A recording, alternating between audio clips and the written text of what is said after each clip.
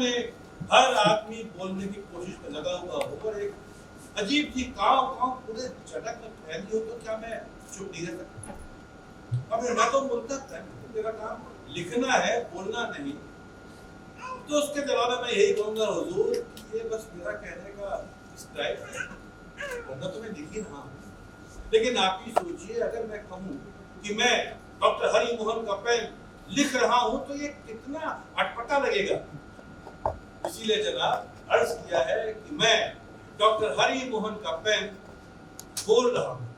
हाँ, आपका ये सवाल जायज है कि मैं बोल क्या रहा हूं, तो कुछ बातें तो आपको आगे चलकर मालूम हो ही जाएंगी।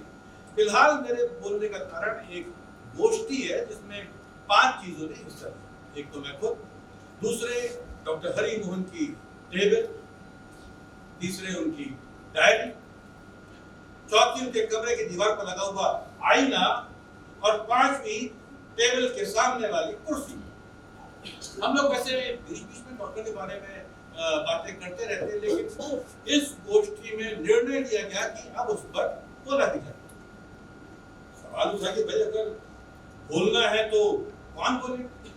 इस पर टेबल जी ने कहा, मैं उलट तो सकता हूँ, पर उससे वही चीजें दिखाई देंगी जो डॉक्टर साहब ने टेबल के नीचे की थी। इसके बाद डायरी जी बोली, मैं खुल तो सकती हूँ, पर जिससे मेरे भीतर के कुछ पृष्ठ ही बाहर आएंगे, बाहर की सारी बातें बाहर ही रह जाएंगी। ये सुनकर कुर्सी जी ने फरमाया, जी मैं तो बस पैरों के बारे में जानती हूँ, और मैं कितना भी हिलूं, ऊपर का दृश्य बयान नहीं करता हूँ। आखिर में आईने साहब बोले, जी मेरा मूल चरित्र दृश्य दिखला देना है, उसके बारे में बोलना नहीं। मैं आपकी सहायता भर कर सकता हूँ। फिर आम सहमति से यही राय बनी कि ये जिम्मेदारी मैं अपने ऊपर ले लूं। एक तो मैं पिछले 7-8 सालों से डॉक्टर के साथ, दूसरे हमेशा उसके सीने से लगा रहता हूँ, इसलिए उसके दिल की धड़कन मैं जानता हूँ, और तीसरे वो जहाँ कहीं भी जाते हैं मैं उनके साथ जाता हूँ, इसलिए सबसे ज्यादा मैं ही उन्हें जानता समझता हूँ। तो मैंने ये जिम्मेदारी अपने सर पर ले ली। हाँ, टेबल जी, डायरी जी, आईने साहब, कुर्सी जी, इन सब ने वादा किया कि ये जितना बल पड़ेगा मेरी सहायता करेंगे, उन्होंने की भी। इन्होंने जो जानकारियां मुझे दी हैं वो मैं आपको बाद में बताऊंगा। पहले तो हम लोग डॉक्टर हरि मोहन के इस शहर में आने से पहले की कुछ बातें आपको बताएंगे। डॉक्टर हरिमोहन मेडिकल डॉक्टर नहीं है, वो अर्थशास्त्र में पीएचडी है, वो भी दिल्ली विश्वविद्यालय के। और उनके पिता यही दिल्ली में एक प्रख्यात समाज विज्ञानी संस्था में काम करते थे और खुद एक बड़े वैज्ञानिक थे। हरि मोहन के मन में एक उत्कट इच्छा थी कि पिता की तरह ही उसका भी अलग प्रभामंडल होना चाहिए। इसलिए उसने तय किया कि वो अर्थशास्त्र का विद्वान बनेगा। एमए में उसने दिल्ली विश्वविद्यालय में टॉप किया और तत्काल ही पीएचडी के लिए रजिस्ट्रेशन करा लिया। वो दिल्ली विश्वविद्यालय का सबसे कम उम्र का विद्यार्थी था जिसे पीएचडी अवार्ड मिला। वो सुदर्शन बुद्धिमान था और उसके पूरे व्यक्तित्व में आकर्षक गंभीरता थी, और लड़कियों के लिए वो एक चुंबक की तरह था, वो खुद ही उसके तरफ खींची चली जाती थी। बोल, पर हरि मोहन खुद कभी एक सीमा से आगे नहीं बढ़ा। जैसे वो अर्थशास्त्र का विद्वान बनने के लिए ही पैदा हुआ था और जैसे उसका मूल लक्ष्य अर्थशास्त्र में पीएचडी करना ही था, उसने अपना ध्यान इस लक्ष्य की ओर से कभी हटने भी नहीं दिया। लेकिन जैसे ही उसे पीएचडी का नोटिफिकेशन मिला, वो सीधे सुजाता के घर गया। सुजाता, सुजाता, सुजाता, सुजाता, सुजाता, मुझसे शादी करोगी? मैं उस वक्त हरि मोहन की जेब में था। मैंने देखा सुजाता भौचक रह गई। दरअसल उसकी हरि मोहन से सिर्फ तीसरी मुलाकात। पहली डॉक्टर वर्मा के घर पर हुई थी जो पीएचडी में दोनों के गाइड थे। दूसरी हरि मोहन के निमंत्रण पर ही शहर के सबसे मशहूर पार्क में हुई थी, और तीसरी आज ये हो रही थी। सुजाता ने एक पल के लिए सोचा और कहा, हाँ करूंगी। इस घटना के बाद मेरे दिल में हरि मोहन के लिए इज्जत बढ़ गई। ना केवल वो सुदर्शन और बुद्धिमान था, बल्कि उसमें हिम्मत भी थी। और हरि मोहन को नौकरी मिलने में कोई दिक्कत नहीं आई। वो तो अपने विषय का ज्ञाता था। जब बोलता लोग मंत्रमुग्ध हो उसे सुनते। उसमें काम के प्रति अजीब सी लगन थी। वो 16 घंटे तक लगातार काम करता रह सकता था। वो ईमानदार था और दुनिया के प्रति गंभीर। अब अपने प्रति विश्वास सा जगाता था। और उसने जल्दी ही सुजाता से शादी कर ली और फिर एक बिटिया हुई जो खुशबू की तरह थी। इसलिए उन्होंने उसका नाम रोज रखा। दो तीन साल दिल्ली में काम करने के बाद उसे देश के सबसे बड़े बैंक में आर्थिक सलाहकार की नौकरी मिल गई। उसे हमारे इस शहर के क्षेत्रीय कार्यालय का प्रबंधक बनाया गया। घटनाओं की जिस श्रृंखला के बारे में मैं आपको बताने जा रहा हूँ वो हरिमोहन के इस शहर में आने के साथ ही शुरू हुई। मैं हरिमोहन के साथ ही यहाँ पर आया था। पहले ही दिन जब वो एक एक करके अपने स्टाफ से परिचय प्राप्त कर रहा था तभी वो कमरे में आई थी।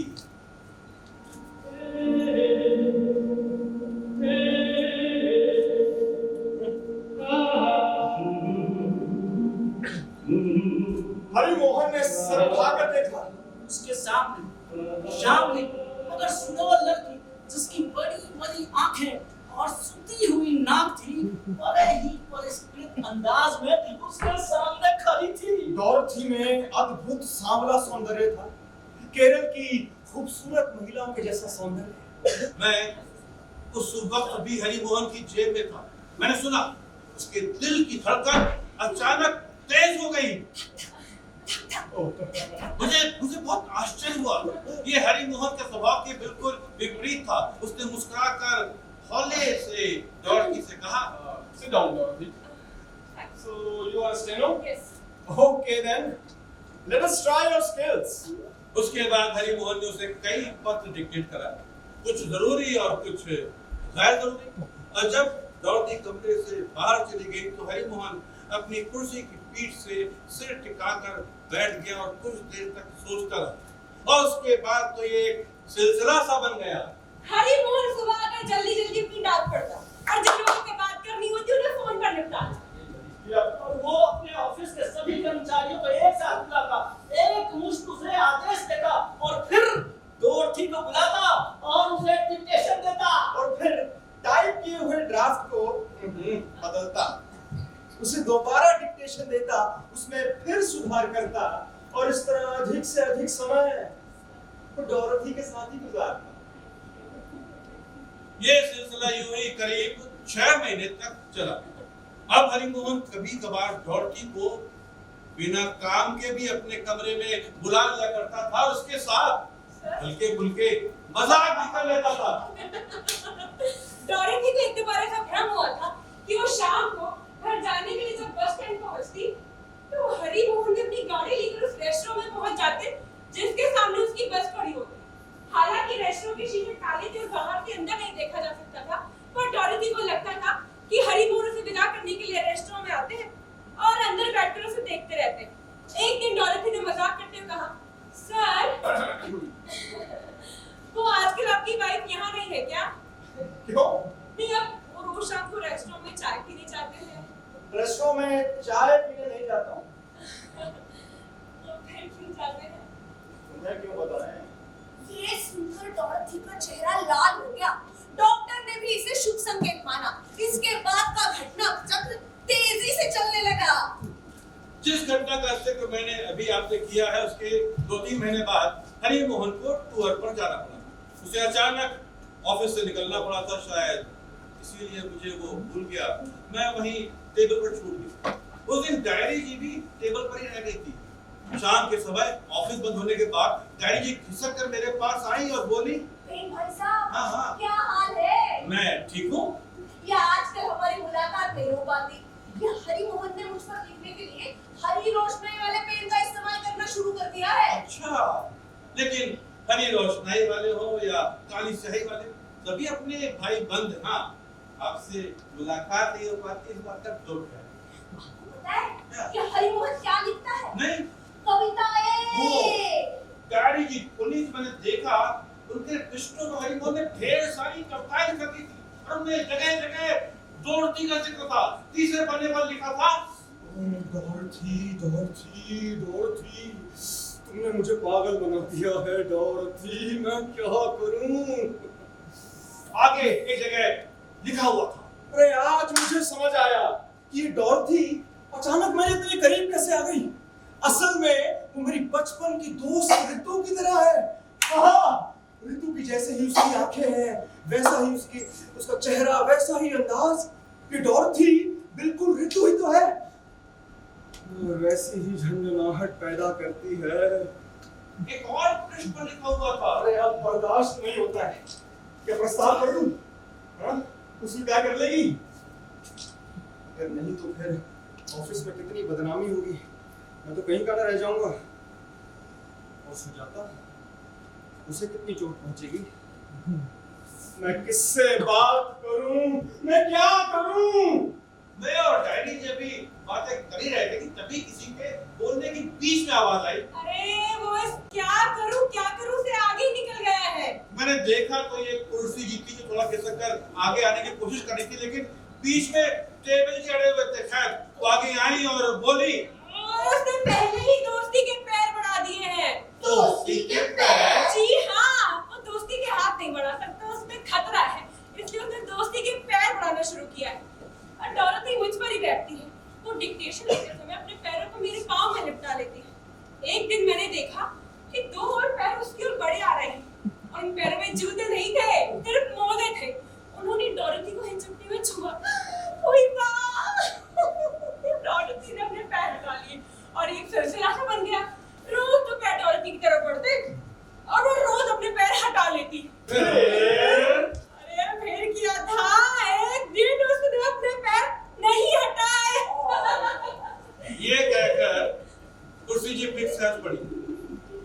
तभी दीवार की तरफ से खटखट की आवाज आई। मैंने देखा तो ये आईने साहब थे जो हिल कर अपनी ओर हम लोग का ध्यान आकर्षित कर रहे थे। मैंने पूछा, क्या बात है भाई? जी मैं ये कहना चाह रहा था कि कुर्सी जी की जानकारी पुरानी पड़ गई है। कैसे? अरे आप जरा मेरे नजदीक आइए और मेरे भीतर क्या दृश्य को देखिए। आईने भाई, आप तो जानते हैं कि मैं उठकर वहां तक नहीं जा सकता हूँ, इसे प्लीज अब आके इस दृश्य का वर्णन कर दीजिए। चलिए ठीक है, मैं ही बता देता हूँ। तो ये दृश्य 2 हफ्ते पहले के एक बार का है। इसमें डॉर्थी जो है वो इस कमरे के एक कोने में खड़ी है और तो हरि मोहन उसका गहरा चुम्बन ले रहे हैं।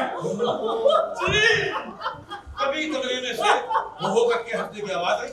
पहले मैं तो समझा नहीं, फिर डायरी जी एकदम से एकाएक हिलने लगी। तो मैंने देखा ये हमारे टेबल जी थे, तो जोर से आ गए थे। मैंने कहा, टेबल जी प्लीज जरा रुक जाइए, आप ऐसे हंस क्यों रहे हैं?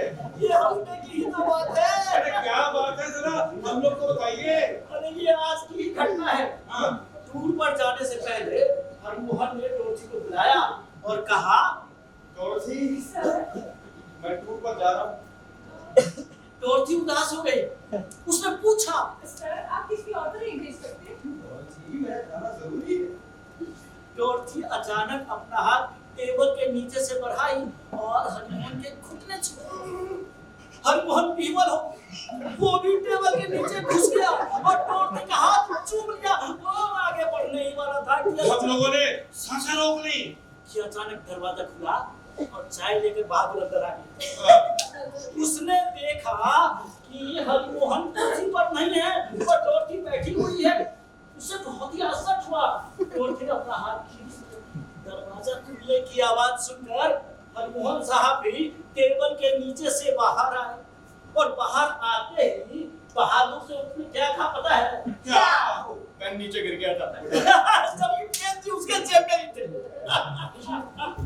ये कहकर टेबल जी फिर जोर से हंसते थे। टेबल जी प्लीज आप ऐसे जोरों से हंसिए भी नहीं, हिलिए भी नहीं, मैं और डायरी जी नीचे गिर पड़ेंगे। और वैसे भी इसमें हंसने वाली बात क्या है? क्यों नहीं है? क्या ये सही हो रहा है? बिल्कुल सही हो रहा। हरमोहन और डॉरथी एक दूसरे को प्रेम करते हैं। वो जो कर रहे हैं उनका उसमें पूरा हक है। और सुजाता? हम सब ने डैडी जी को देखा। सुजाता के प्रति उनकी चिंता बिल्कुल जायज थी। सुजाता के हाल चाल जानना जरूरी था। उस दिन तय हुआ कि मैं हरि मोहन के साथ उसके घर जाऊंगा और सुजाता के हाल चाल मालूम करके आऊंगा। हरि मोहन जब टूर से लौटा तो मैं उसकी जेब में बैठ करके उसके घर चला गया। आदमी सबसे ज्यादा वक्त अपने बेडरूम में होता है, तो उस दिन मैं कमीज जी के साथ साथ उसके बेडरूम में जाकर के खूंटी के ऊपर टंग गया। रात का खाना खाने के बाद हरि मोहन आया और लेट गया। सुजाता ने साड़ी बदली, हल्के कपड़े पहने और वो भी हरि मोहन के साथ बिस्तर पर लेट गई। हरि मोहन करीब 10 मिनट तक एक पुस्तक के पन्ने पलटता रहा और फिर एकाएक उसने पुस्तक बंद की और सुजाता को प्रगाढ़ आलिंगन में बांध दिया। सुजाता मानो उसके लिए बिल्कुल तैयार नहीं थी। उस दिन उसके प्रेम में उद्दाम ज्वार था और गुजार कर जाने के बाद बहुत देर तक सुजाता को चूमता रहा, उसके बालों और चेहरे से खेलता रहा और फिर उसने उसके साथ दोबारा प्रेम किया। क्या बात है, आजकल तुम्हारा मेरे प्रति प्यार कुछ बढ़ता ही जा रहा है। हाँ, आजकल अच्छे मूड में हूँ। क्यों? अरे बस यूं ही लगता है कि सारी दुनिया ही अपनी, सब लोग अपने हैं। मैं दुनिया की हर चीज से प्यार करूं और फैल जाऊं सारे विश्व में। अच्छा, तो आजकल कविताएं भी कर रहे हो? फिर दोनों हंसने लगे और काफी देर तक बातें करते रहे। मुझे लगा कि हरिमोहन के डोरती के प्रति प्रेम के कारण सुजाता के प्रति उसका प्रेम कम नहीं हुआ बल्कि बढ़ गया है। इधर पिछले कुछ सालों में जो उनके संबंधों में ठंडक आ गई थी वो खत्म हो गई है। हरिमोहन गर्माहट से भर गया है। अगले दिन मैं दफ्तर आया, मेरे सारे मित्र, टेबल जी, कुर्सी जी, आईने साहब, डायरी जी, सब बेसब्री से मेरी प्रतीक्षा कर रहे थे। मैंने कहा सब ठीक ठाक है भाई। और सुजाता, वो कैसी है? बहुत खुश, बल्कि पहले से ज्यादा पसंद। आप सही से ही कह रहे हैं? जी हाँ, बिल्कुल। लेकिन डायरी जी मेरे जवाब से कन्विंस नहीं हुई और ये सब कहते समय मेरे अंदर भी एक बेचैनी थी, एक खटका। उस दिन मैंने हरिमोहन के बेडरूम में कुछ देखा था जिससे खटका हो रहा है, लेकिन ये क्या है मुझे कब समझ में आया जब अगले दिन का खाना खाने के बाद हरिमोहन ने डायरी जी के अंदर एक कविता लिखी और फिर डॉर्थी को कमरे में बुला लिया और उसे टूर के हालचाल बताने लगा। और डॉर्थी, पता है मैंने तुम्हें कितना मिस किया। मुझे बार-बार याद आता है। पता है इसलिए मैं 2 दिन पहले ही वापस आ गया हूँ। तभी कमरे का दरवाजा खुला और एक घुंघराले बालों वाले चांद से बच्चे ने कमरे में प्रवेश किया। डॉर्थी ने उसे गोदी उठा लिया, उसे किस किया और हरिमोहन से बोली, sir, he my son Shri. बेटा आओ ये। और तभी दरवाजा दोबारा खुला और इस बार एक सामने रंग के नवयुवक ने कमरे के भीतर झांका।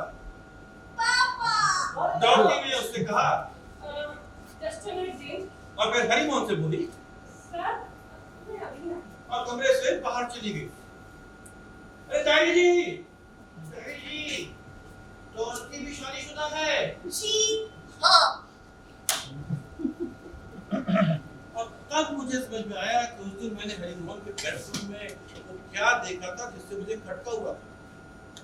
वो था रोज का चेहरा, खुशबू से प्यारी हरिमोहन की बिटिया रोज का चेहरा। उस दिन हरिमोहन और सुजाता को खुश देखकर मुझे रोज की तरफ से चिंता हुई थी और आज बिल्कुल वैसी ही चिंता डॉर्थी और जेम्स के साथ शिरीष को देखकर।